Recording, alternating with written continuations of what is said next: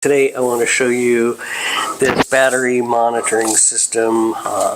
Sometimes they're called shunts. Alright, I've got this FOXWELL battery monitoring system. I want to thank the manufacturer for sending it to me so I can do an unboxed install and show you how it works. So basically this goes on the battery side and this goes on your load side of your negative coming off your main battery.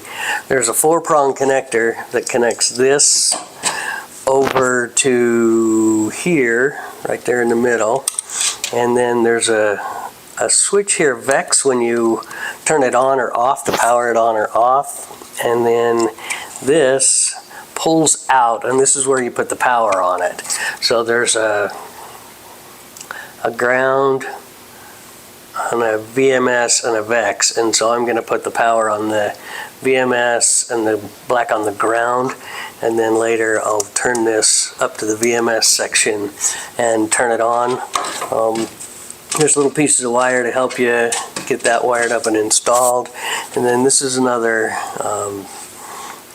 output, and here is a temperature monitor, so you'd put this temperature monitor right in here and put it on the battery. But it's pretty cool. I'm going to go out and get it installed in my RV, but I wanted to kind of show you all the components that came with it.